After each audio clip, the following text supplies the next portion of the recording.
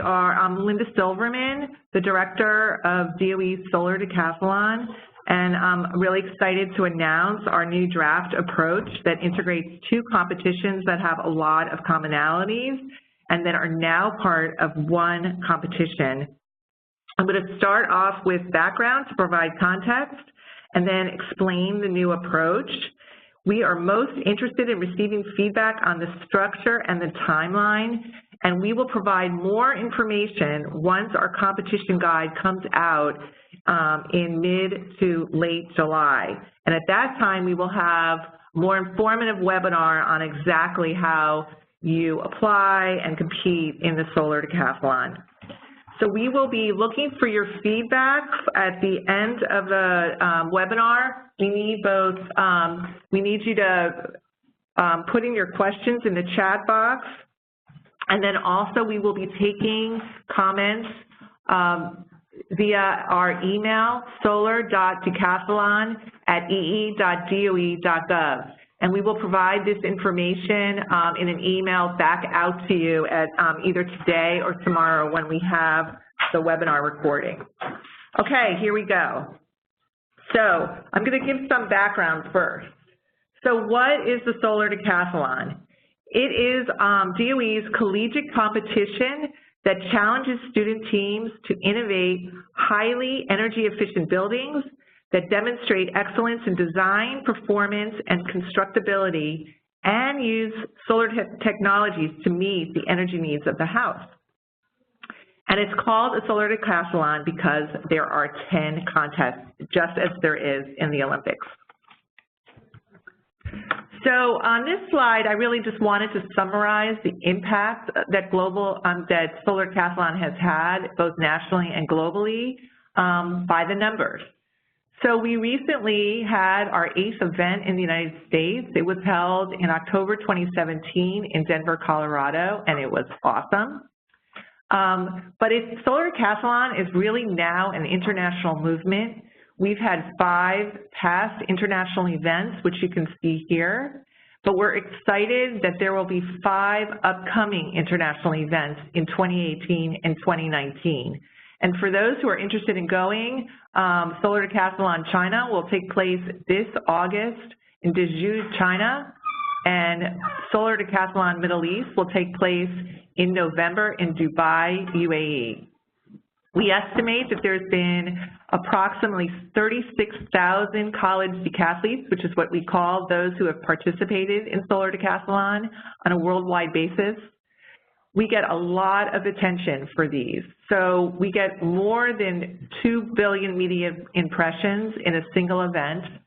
We estimate there's been about 2 million house visits across the various events, and we get a lot of visitors per event. It ranges from 25,000 upwards of 400,000, and I know the Chinese are expecting over 1 million visitors.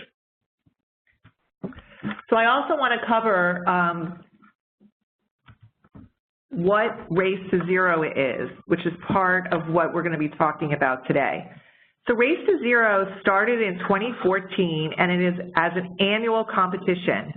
It encourages the integration of building science curriculum over 1 to 2 semesters with the culmination in the design project, which will take place at a 2-day event at NREL, which is at the bottom of the slide.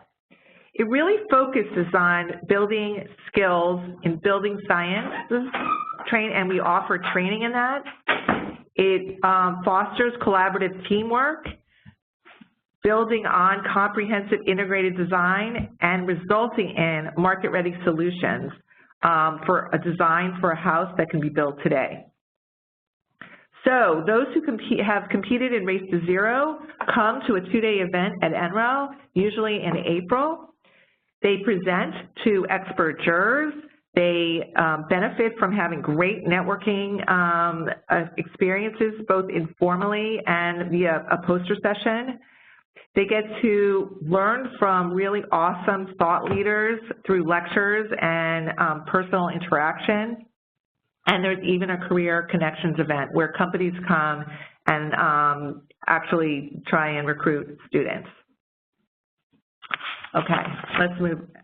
The impact has been pretty amazing. Since 2014, we estimate that about 2,300 students have been involved in the Race to Zero, from 170 plus finalist teams from, as you can see here, 80 plus collegiate institutions.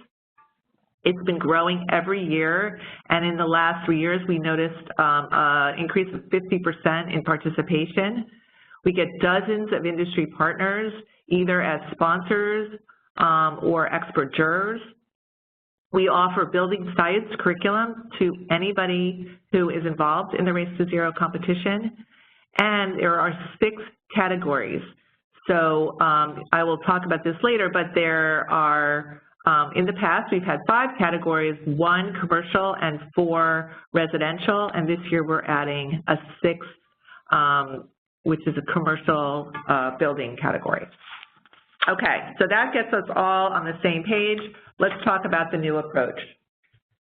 Okay, so why are we changing this year? Well, we really listened to stakeholder comments, and we want to reflect DOE's goals and budgets. So we believe that integrating these competitions makes a lot of sense because they have a lot of common objectives. So we're using the best elements of both, and we're realizing efficiencies of how we structure and we implement this overall competition. And we want to provide a viable path for teams depending on their own time frame and interest. We also are trying to increase our impact with less budget. So we're trying to focus on what impacts students and visitors rather than on the logistics and cost of a standalone event. And we're very interested in applying student ingenuity to the building industry's challenges, like productivity and affordability. So we're trying to bring fresh ideas that integrate advancements in energy and building technologies, as well as IT and social media innovations that we know our students are much better at than we are. We also want to reduce the cost and the logistics burden on universities. This is something that we've heard about over and over again, and we will get into how we are doing that. And finally, we really want to increase the opportunity for public engagement. We're very excited about this piece. We expect to really increase attendance and interest, both in Washington, D.C., I'm giving something away, but also in the local communities, and I will explain that again. And we're also improving how we engage with industry in a more meaningful way. Okay, so what is the same and what is new? What's the same is developing the workforce remains our #1 priority. We are also continuing to reward innovation. We want fresh ideas to help advance our building and energy industries. We're showcasing net positive energy performance because the designs and the built houses will both power houses and an electric car that is connected to the house. We want to continue to inspire and educate the public, which anybody who's gone to a solar decathlon or a Race to Zero knows that we're doing. And we want to demonstrate that a home of the future, or what we call the 2030 home, can be efficient as well as attainable, practical, and beautiful. So what's new is that we are more closely engaging with the home building industry. I will talk about that, but through our partnership with the National Association of Home Builders. We're focused more on the grid interactive, efficient building solutions by really looking to houses to be more responsive and resilient. We're increasing our exposure to local markets to increase outreach and engagement. So those who benefit from attending a solar decathlon don't just have to attend the major event, but can also attend the local events. We are, instead of having a standalone event, we will be featured at existing highly trafficked events. Very exciting, I can't wait to tell you about that. And we're encouraging the use of visualization tools. Again, continually evolving and taking advantage of the knowledge that our students have. So we're really striving for the 2030 home of the future. And this is in just kind of a schematic that our Sam Rashkin put together, which is great. What we want are for Solar Decathlon teams to contribute to realizing this home of the future. And this home would produce more energy than it uses, and it would use smart controls throughout the house that allows interaction with the grid, but is also resilient and responsive, whether you are grid-tied or having to use on-site storage. And as you can see, the houses would have to power an electric vehicle that's plugged into the house. Okay, now let's get into the meat.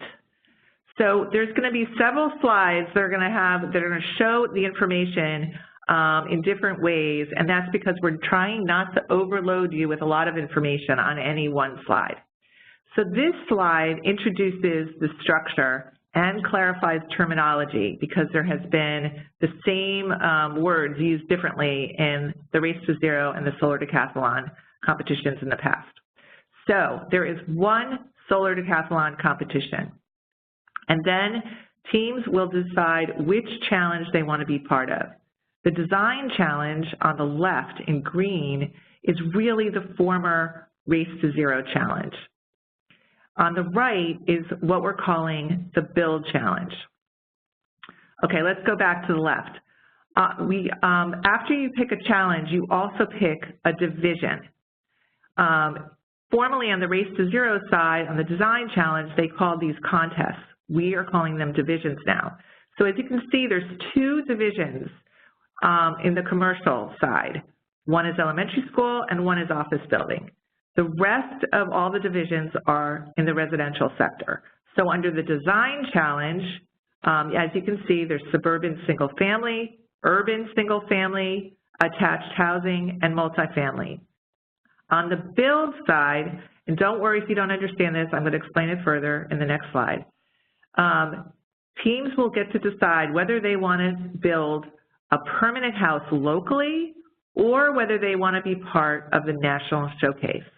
But in any case, both challenges will compete in 10 contests that will be the same contests.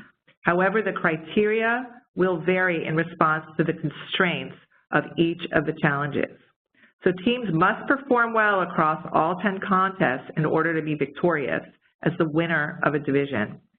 And national and international teams will continue to be eligible to apply to the Solar Decathlon and at all collegiate levels. That means universities or community colleges. Okay, this slide gives a lot of the same information, but it's really talking about the timeline. So again, there is one Solar Decathlon competition, and then there is the design, and then there's the build side. So let's look at the left side, the design challenge, which is formerly known as Race to Zero, will operate very similarly to the way that the schedule has worked in the past for those who were in the Race to Zero. Applications will be due by this November 2018, and then the teams will come together at a design challenge event at NREL, our National Renewable Energy Lab, in April 2019. And then they will be done with the design challenge. If they want to compete again in 2020, you'll see on the left, they will apply again in November 2019 and then come to NREL in 2020 in April. Okay, I'm not going to talk about that anymore. Most of what I'm going to talk about today is going to be about the build side in green on the right side. So using the same schedule, teams will apply to be on the build side by November 2018. We will use the information in their applications to determine who will move into the build challenge, and teams will be notified by December 2018. Those teams will then also attend the 2019 Design Challenge event in April 2019 at NREL. Following that, which again we'll explain more in the coming slides, they will then get to participate in local build events. They will complete their builds of their houses and be open to the public in May and June 2020. And then they will participate in the Smithsonian Folklife Festival in June and July 2020. It's really the 2 weekends around July 4th, which will take place on the National Mall in Washington, D.C. We're very excited about that. Then select teams will exhibit their houses and or components. Again, I will go through this at the National Association of Home Builder event, the International Builder Show in February 2021, which if you haven't been, is just a massive, wonderful event. Okay, I'm going to go into more detail in the coming slides to provide more information. Okay, so we're on the build side, we're breaking this into 2 phases. Phase 1 of the build challenge is really focused on design. It will, as soon as we get the competition guide out, the build challenge, phase 1 will start, and it will go through April 2019 at the event at NREL. Teams will decide whether they want to be on the national build side of the challenge or the local build. Those that are interested in the national build, they will apply to design and build and exhibit a complete transportable house. And as you can see here, we have the maximum dimensions, which is the constraints of being on the National Mall. And it allows for easily assembly, and it reduces the transportation costs, which is something we've heard about. These teams will apply by November, and then we will approve 6 teams to continue, and we'll notify them by December 2018. On the local side, we've heard from many teams that they're really not interested in transporting houses across the country, and that they really want to build a house, a permanent house, in their local community. So for those who sign up to be on the local build, they will apply to build a house to meet a local need, and then they will exhibit their components or other visuals at the national events. Again, up to 6 teams will be approved based on their application, and they will be notified by December 2018. All teams will present to jurors at the April 2019 event at NREL. There will be 1 jury, and they'll receive feedback. And they will need to receive an approval to proceed to receive seed money from DOE through NREL, and then move on to phase 2. Okay, so then we're moving into phase 2. This begins following the NREL event in April 2019 and goes through early 2021. This is when the teams will finalize their design and start a number of deliverables. All teams must complete the building of their houses by May 2020, and they'll all have local events in their own communities in May and June of 2020. Local teams will also undergo monitoring following the completion of their houses for the measured contest prior to the Folklife Festival. And then they'll come to the Folklife Festival and present exhibits, but not homes, and they will also present to the jurors. So all teams exhibit at the national showcase events, but obviously the national teams will be showcasing and operating houses, and they will have their houses monitored and measured during the down days between the 2 long weekends of the Folklife Festival. And then the local teams will contribute exhibits, and we're still working on those details, but we're really trying to think outside the box, whether it's films or they come with components or booths or whatever. So I'm super excited about our public and industry showcase events. This is really big, guys. So the Smithsonian Folklife Festival is a huge event. It's the most high-profile annual event that happens in Washington, D.C.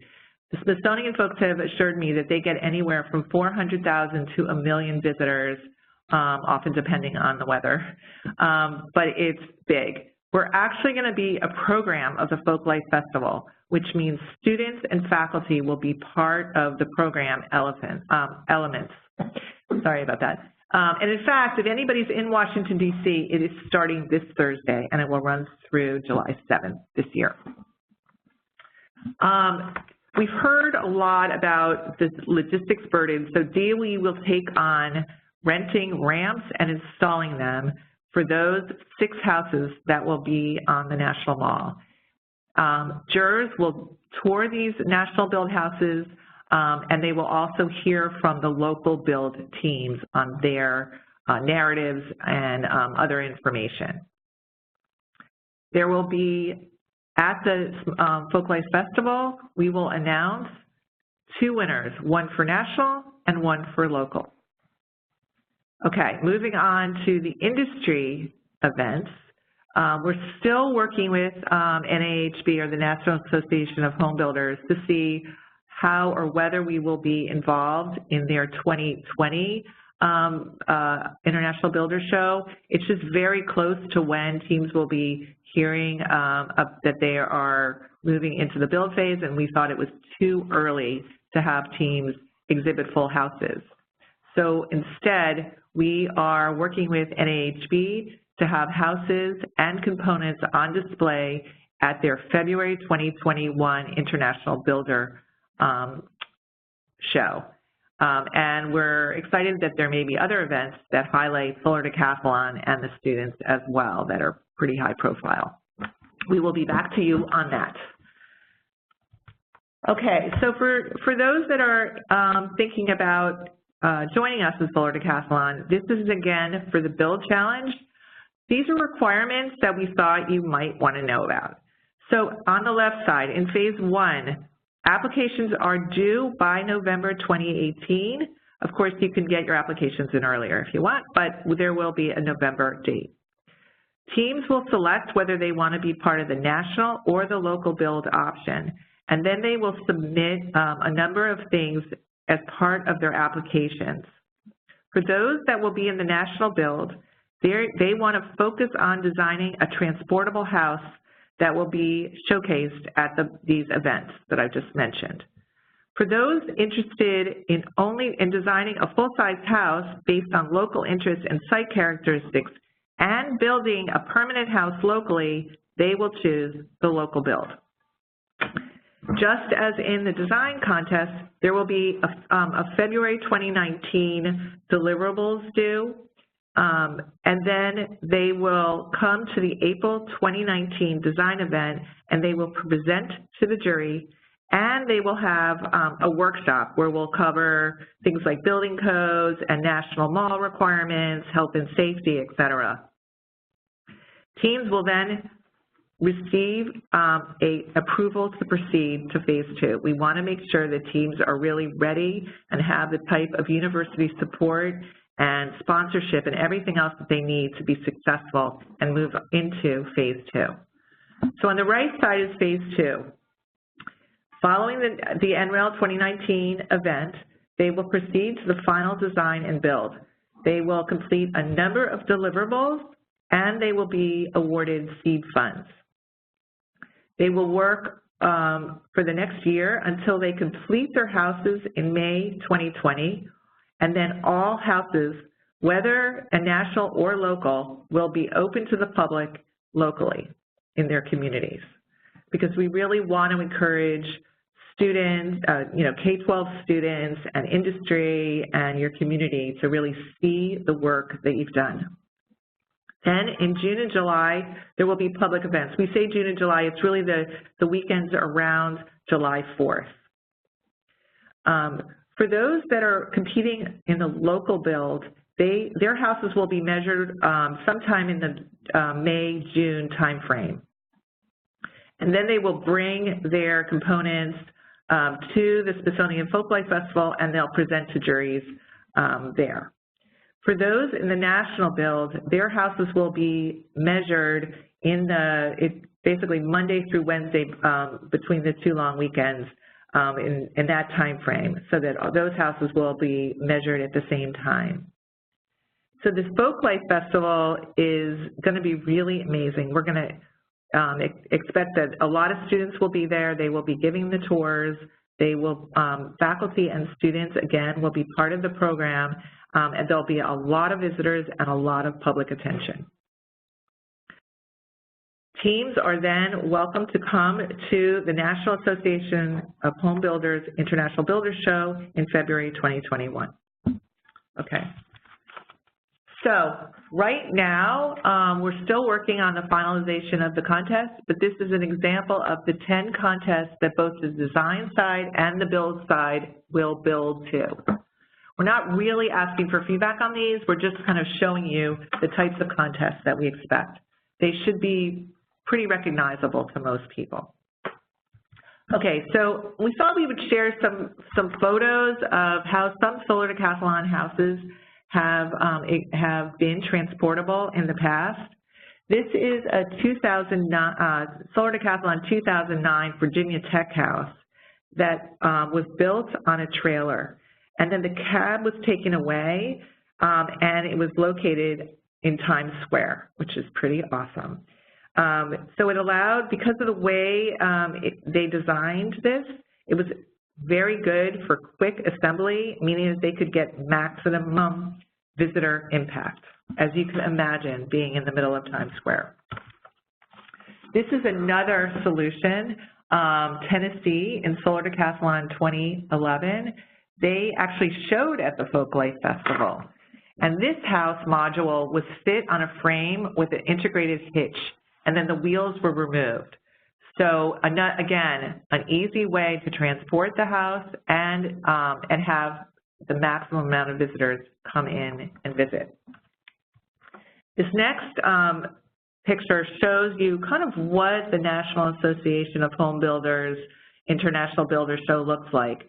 It's a very large event. There's obviously huge indoor event, but they also have an outdoor space where our houses will be.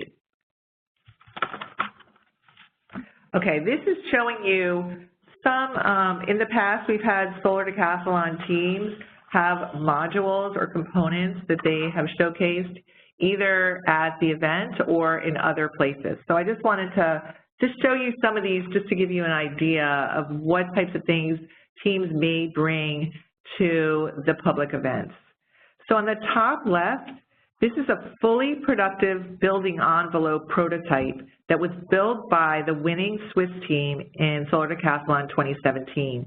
They're showing off their unique solution to housing enclosure, PV, and lighting, et cetera, so that they can really show this to people.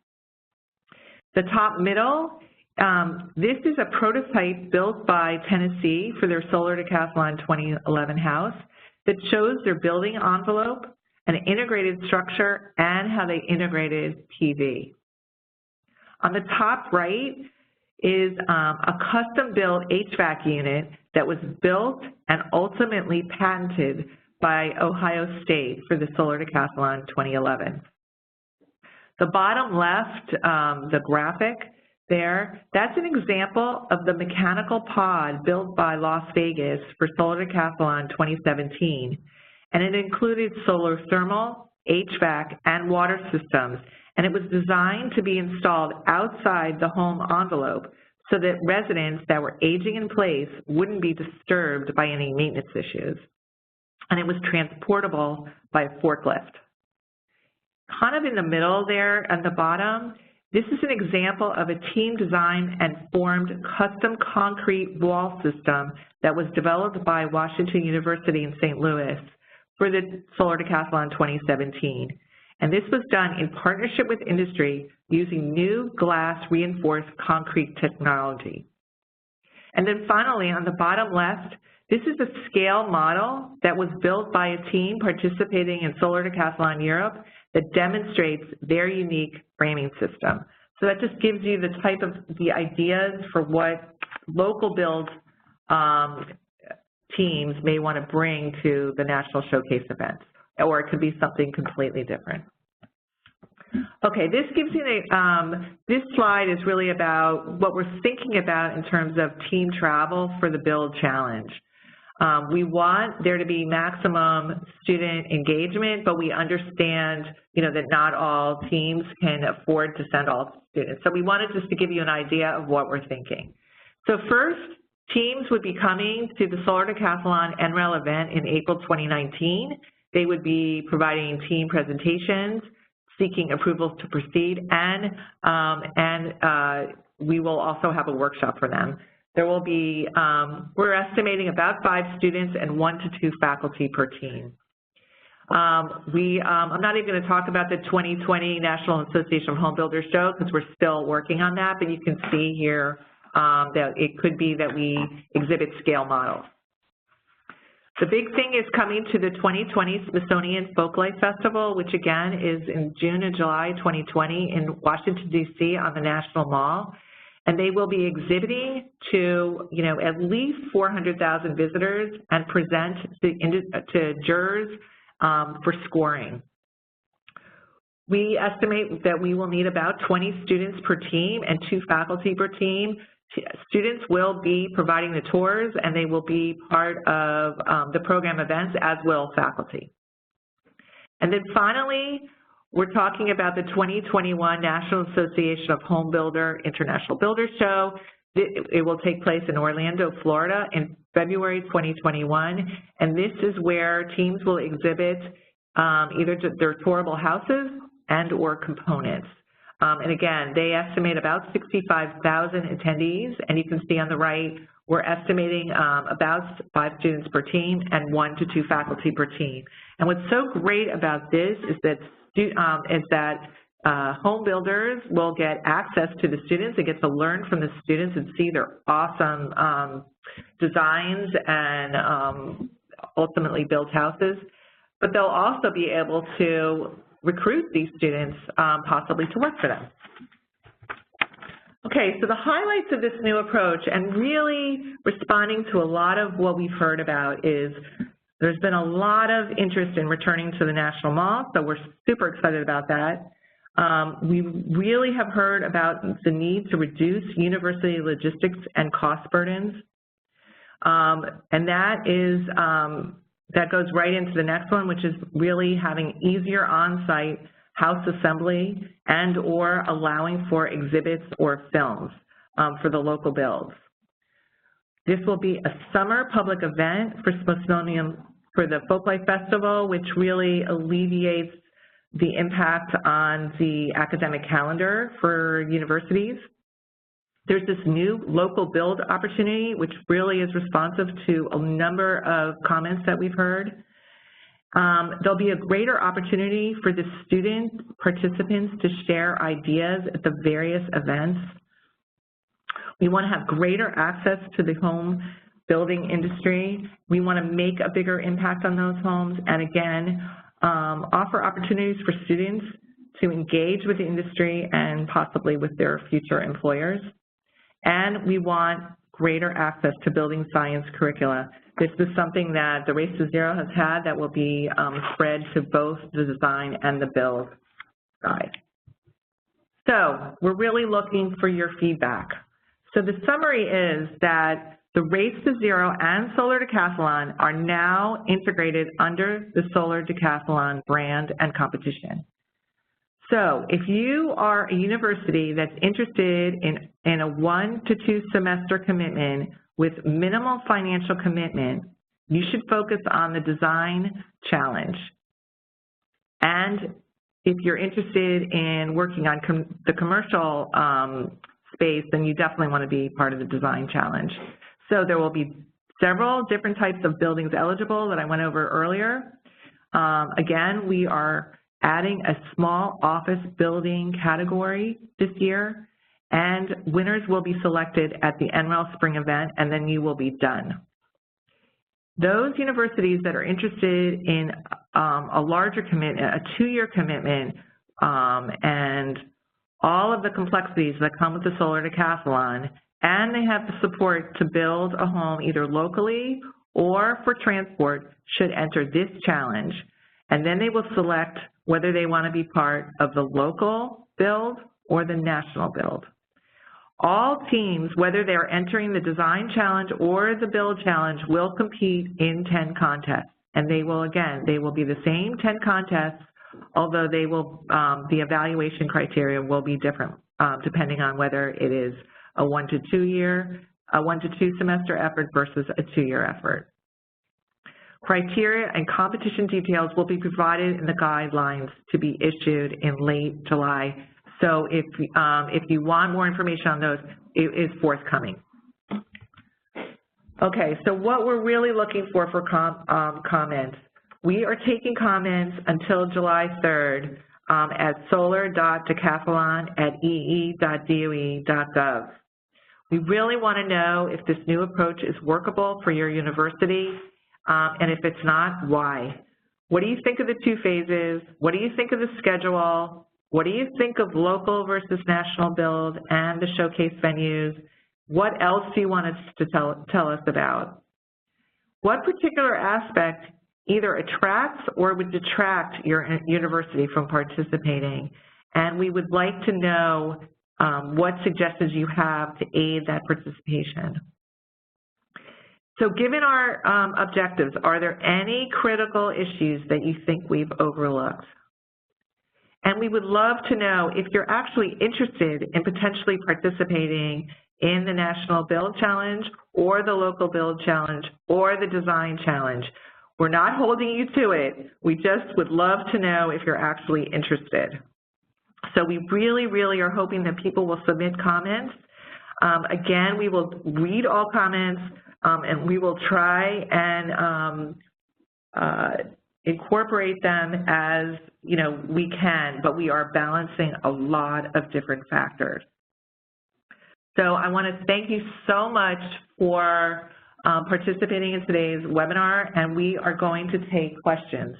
And again, here with me is Joan Glickman, who's the director of our residential building initiatives in our Buildings Technology Office, and Sam Rashkin, who is our chief architect and the founder of the Race to Zero competition. Can I just say a few words while you look at a couple of these questions, Linda? Is that okay?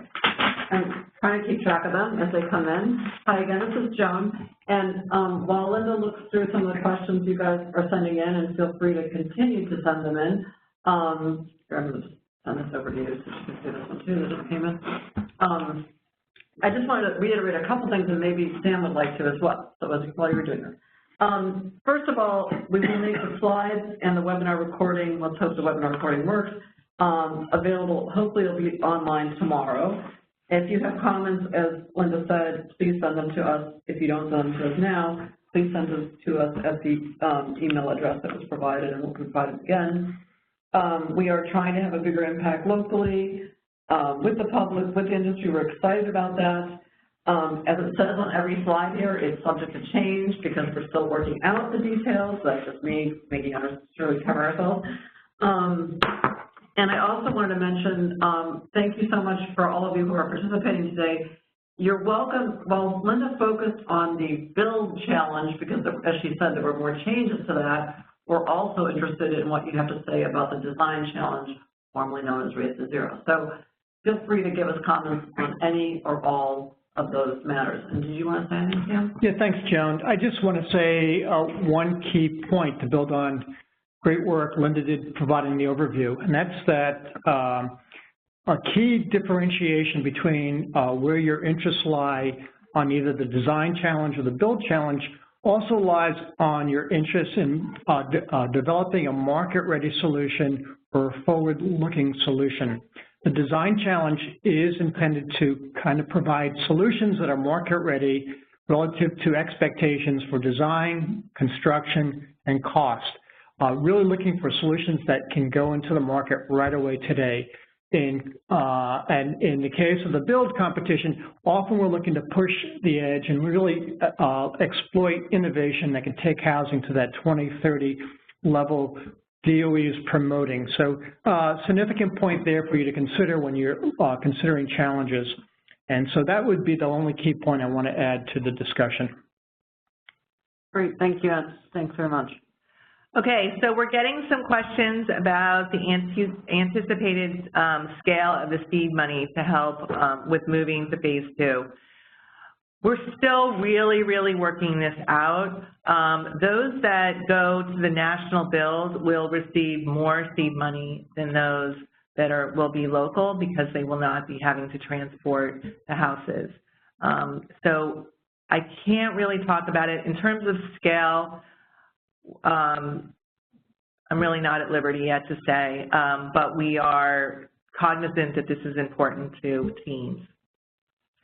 Okay, another question is, if you choose the local, can this team still work with Habitat for Humanity and choose a family for the home, or will it remain open to the public for viewing? This is a great question, and I'm sorry I didn't make this clear. Yes, you can definitely team with Habitat for Humanity or any other organization. When we say the houses would be open for public viewing at the local level, we really mean over 2 or 3 weekends. We don't mean indefinitely. So that would be up to you how long you would want your houses open. So thank you so much for that question because it's a good one, and I should have made that clear.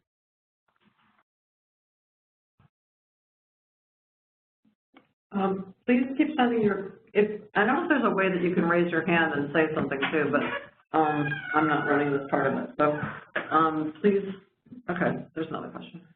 Okay, question came in, Eric Colton, great people. Can we showcase the local homes at a local parade of homes? It will kind of be like that. What we're hoping to do is to have the houses open over the same weekends in a number of at the different locations for the local and the national build. So that means that, let's say there's 12 houses, 6 local, 6 national. They would all be open, let's say, Memorial Day weekend and the first weekend in June or something like that. We're still working that out, but yes, so it would be like a local parade of homes, and we would, DOE would be doing a lot to get media out to visit the homes and to bring a lot of attention to both in your local community and at the national level. Okay, as Linda looks at the next thing, again, we're interested in hearing what you have to say about, the criteria, about what we're asking here, and I think there's a lot of new ways that you can creatively engage your local communities, as Linda just said.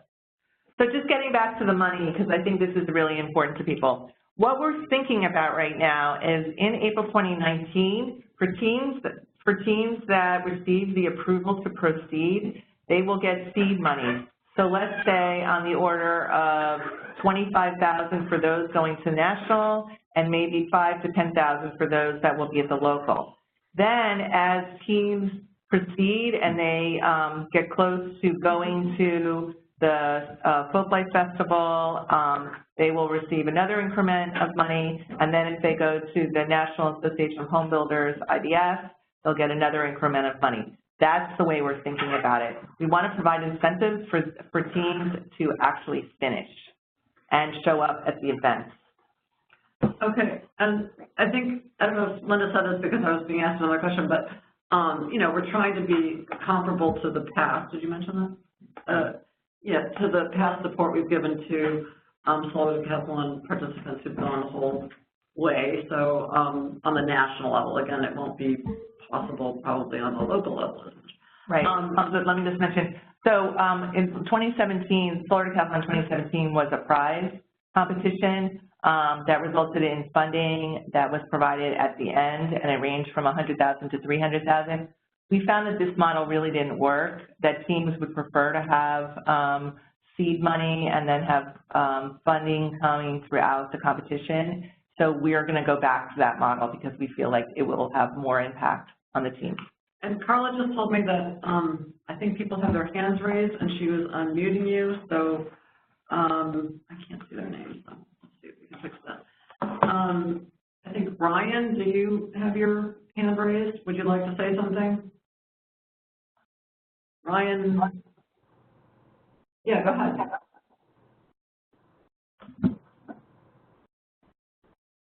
We can't really hear you, unfortunately.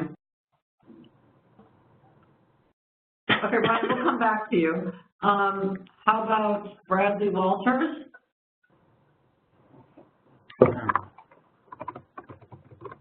I don't have a question at this point. Okay, sorry, your hand was raised. I'm not sure. Okay, so I think that's everybody's questions. If you'd like to ask a question, we see that I'm going to read out a couple names that seem to have their hands raised, but I can't tell if you want to say something or not. Amy, Tim, anybody who would like to speak can feel free to speak right now. Otherwise, I guess we will wrap it up. Okay, well, we really want to thank everybody for listening to us today. We will have the slides and the recording on the Solar Decathlon website, and we'll get an email out to everybody, and also the email address where they can send comments. Again, comments are due by July 3rd because we are working feverishly to finalize the competition guide. So thanks, everybody. I hope you're as excited as we are. Bye-bye.